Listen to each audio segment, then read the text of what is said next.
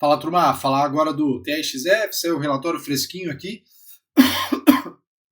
Então vamos dar uma olhadinha nas atualizações do fundo, que a gestão falou que a alavancagem aqui iria diminuir, e eu vou tratar sobre isso também, né? Com a última emissão, a alavancagem diminuiria e tudo mais, a gente até vê isso nesse relatório, mas ela também não é bem assim como a gestão traz aqui, tá?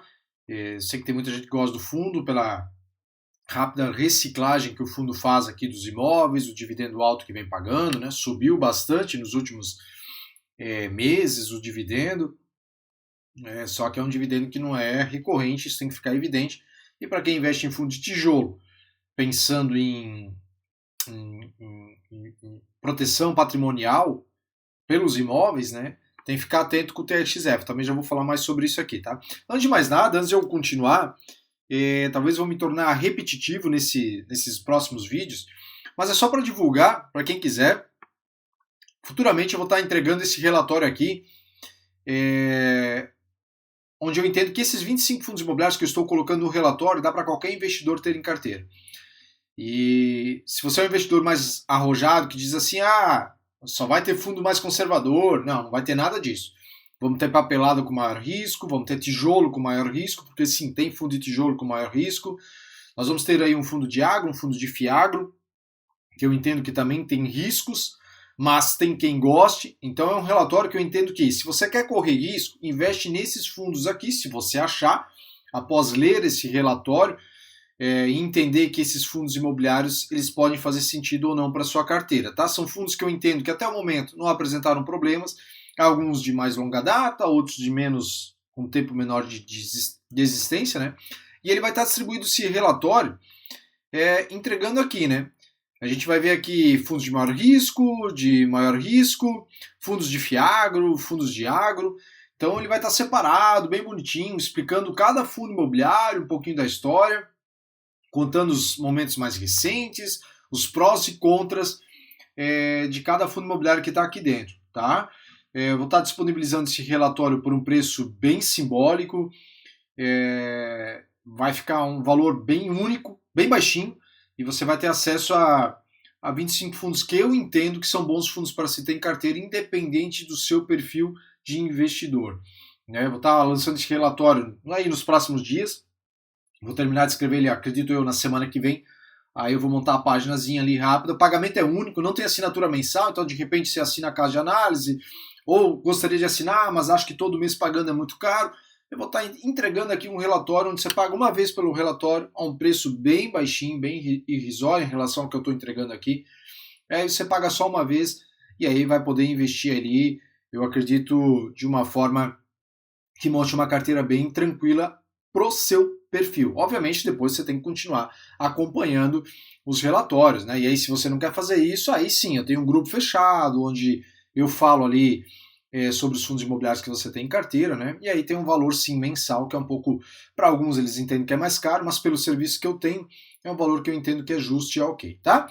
E aí, se tiver interesse, tem um link aqui sobre o meu grupo fechado, tem um link aqui na bio, na descrição, aliás, perdão, onde eu falo, onde você pode me chamar para conversar ali a respeito desse grupo, se tiver interesse. Lá tem uma mensalidade de R$ 79,90. Mas esse relatório, ele vai sair por um preço menor do que isso, tá? E é pagamento único, como eu disse. Vamos lá. Falar aqui do TRXF, vou passar essas partes aqui.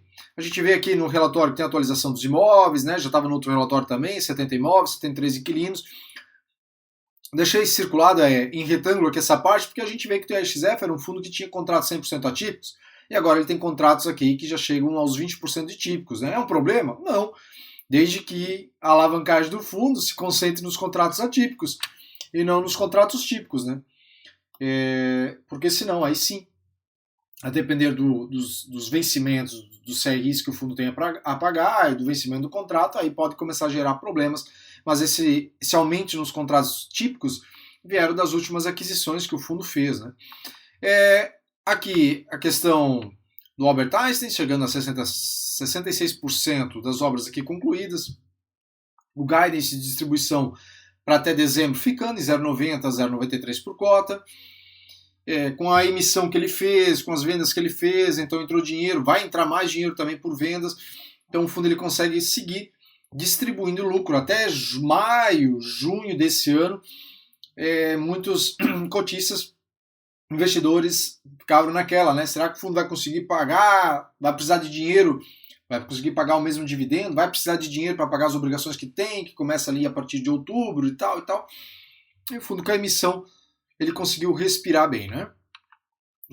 Aí a gente vê aqui o resultado do fundo, que ele foi impactado negativamente pelo descasamento entre a aquisição dos imóveis, que foi em junho, e o recebimento parcial pro rata, né, dos aluguéis de julho e a conversão da cota no início do mês, mas vai ser a partir do próximo relatório, isso fica organizado, tá? Aqui, eu deixei separado, eu coloquei essa observação aqui, porque é o seguinte, né?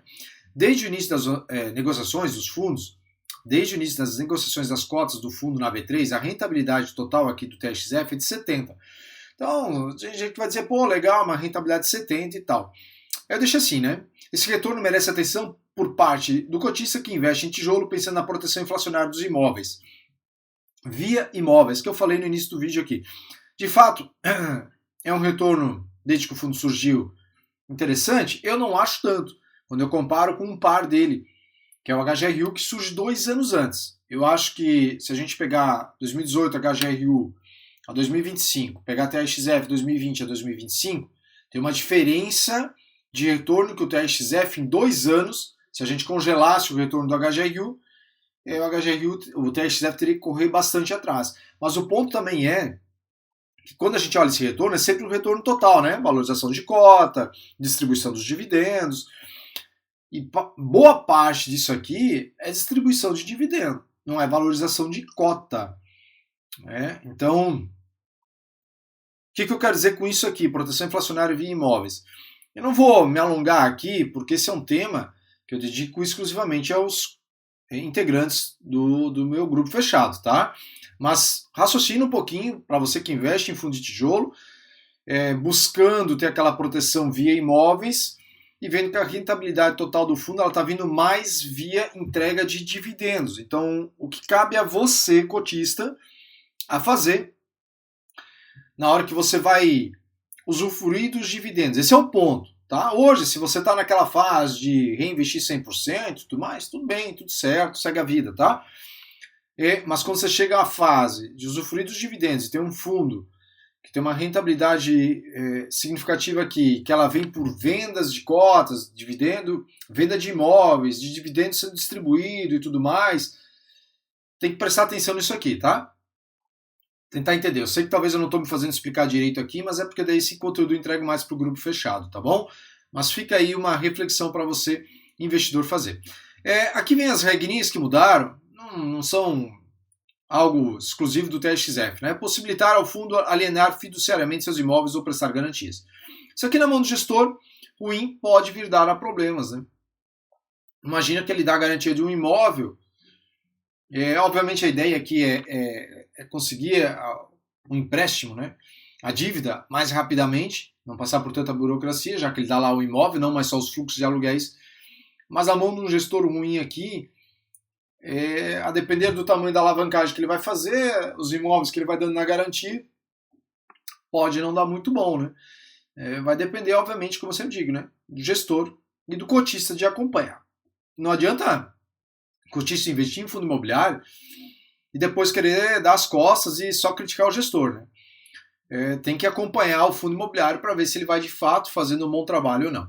Aumentar o capital autorizado em 30 bilhões, tem quem não gosta disso aqui também, pô, acho absurdo, o fundo vai ficar fazendo emissão, sai do fundo, né? Sai do fundo.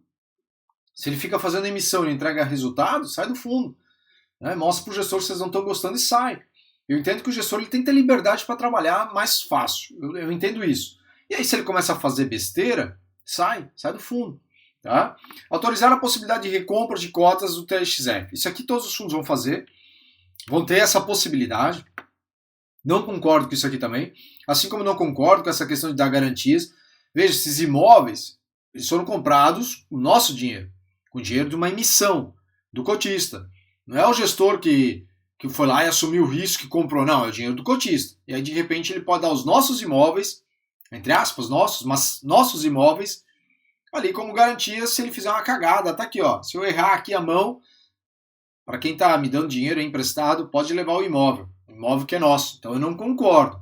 Tá? Por isso que eu digo, né? Na mão do gestor ruim, isso pode dar ruim e cabe ao cotista observar. Assim como eu não concordo com essa recompra de cotas, mas na mão de bons gestores talvez funcione. O gestor deixa claro aqui que ele não pretende fazer isso aqui no curto prazo. Vamos ver, né? Vamos ver, como eu já vi um analista aí que eu gosto bastante, falando se isso não vai virar uma roda, né?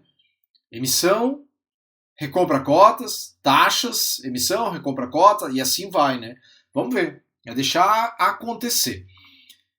Aí todas as matérias foram aprovadas e tudo mais. Aqui temos as diligências para aquisição dos imóveis que fazem parte do pipeline, 11ª edição, e para a venda do imóvel Loja Açaí Teresina, seguindo aqui ao longo de julho, então para agosto isso aqui é para estar resolvido, tá? Aqui nós temos um rendimento acumulado ainda de 0,26. Toda essa parte aqui eu vou pular, aqui a gente tem a questão dos contratos, vencimentos, etc. Eu vou direto lá para a alavancagem. Aqui temos a questão de concentração, né? Muita gente, concentra sim, renda urbana é isso aqui, né? Desde que os contratos sejam típicos, alguns muitas vezes têm contratos diferentes, não estão com o mesmo prazo de vencimento, então eu não vejo isso como um problema, tá? Até porque você não vai ter só um fundo imobiliário, né? Você tem mais fundos. E os imóveis também estão ali, o contrato vence, mas os imóveis estão ali. É sempre nesse ponto aqui que a gente bate no TRXF. A gente vê que aqui a alavancagem do fundo é de 945 milhões, então o gestor ele faz uma conta aqui de 21%, se for líquida apenas de 7%. Eu não concordo com isso aqui, tá? Esses números aqui. Nós temos aqui separado, ele até traz separado aqui o TRXB11. Ele fala aqui que o TRXB11 é independente, mas a gente sabe que quem assume a bronca aqui é o TRXF. Então a alavancagem é maior. E se a gente pega o último informe mensal, a gente vê aqui o último relatório, o anterior a esse que eu estou falando aqui nesse vídeo aqui, era de 30, né? E aqui agora caiu para 21, considerando a emissão, dinheiro que captou e tudo mais. Mas se a gente olha o informe mensal aqui, a gente vê que o fundo ele tem novas obrigações a pagar aqui, outros valores a pagar aqui, né, de 1,3 bi, certo? Se eu fazer aquilo básico que a gente aprendeu lá atrás, quando foi ensinado aí pelos analistas e tudo mais, a calcular a alavancagem do fundo, que era pegar os passivos pelos ativos, eu desconto aqui os 35 milhões e a taxa de administração, pegando só essas 3 linhas aqui, vejo que aqui as obrigações por imóveis, ela não consta no relatório, não está aqui, então sobe o valor em relação a isso aqui, e aí nós temos esse valor aqui que entrou também, 1,3, então 2,5 bi. E aí se eu pego sobre o ativo total, que é de 4,3, aqui a gente vê que era de 3,4, então subiu com a última emissão, os últimos imóveis chegando, a gente chega a uma alavancagem de quase 55%. Essa seria a alavancagem bruta do fundo. Pegando isso aqui, por isso aqui, né? 54%. Né? E aí, claro, faz os descontos, caixa, coisa líquida que o fundo tem, coisas, né? Investimentos líquidos que o fundo tem, então acaba caindo um pouco. Mas está longe de ser isso aqui, né? Pelo menos para mim está longe de ser isso aqui. Tá? Então esse é um ponto que o cotista do TRXF sempre tem que prestar atenção. Não tem essa informação assim detalhada aqui, né? Não está aqui dentro e tal. Poderia ter. Isso não vale só para o TRXF, tá? Antes que ache que eu só tô... Porque tem aqueles defensores, né? De fundo imobiliário que eles ficam muito chateados quando a gente fala mal de algum fundo. Mas tem vários fundos imobiliários da mesma pegada. Eles não trazem essas informações, ou quando trazem, misturam as contas ali, né? Ao invés de trazer separado o que tem de caixa, o que está em fundo, o que está em fundo, que é possível o fundo vender esses fundos, porque muitas vezes o fundo tem 300 milhões investido em outro fundo, só que é um fundo que é da própria casa, que ele não vai vender, que é uma posição estratégica, então ele não vende. Então não adianta botar lá que tem esse dinheiro se não vai vender. XPML é um exemplo disso também, né? O GARI 11 também. Então tem que ficar prestando atenção a esses pontos. E os gestores eles podiam melhorar. Eu vejo essas informações aqui no relatório, tá? Então, para mim essa alavancagem do TRXF ela não condiz com isso aqui, mas é isso que o gestor traz aqui, é isso que muitos analistas falam. Mas para mim não, né? Se a gente olhar todo o informe mensal do fundo aqui, ela é um pouco maior do que está aqui, tá? Então essas são as informações que a gente tem para esse mês do TRXF. Eu vejo que muita gente gosta do fundo. É um fundo que, de fato, para quem curte um pouco mais de risco, ele vem fazendo um bom trabalho. O gestor até aqui vem entregando um bom resultado. Para um fundo alavancado é o que se espera, né? Para um fundo bem alavancado é o que se espera, tá? Então esse é o resumão aqui que nós temos hoje do TRX-F11.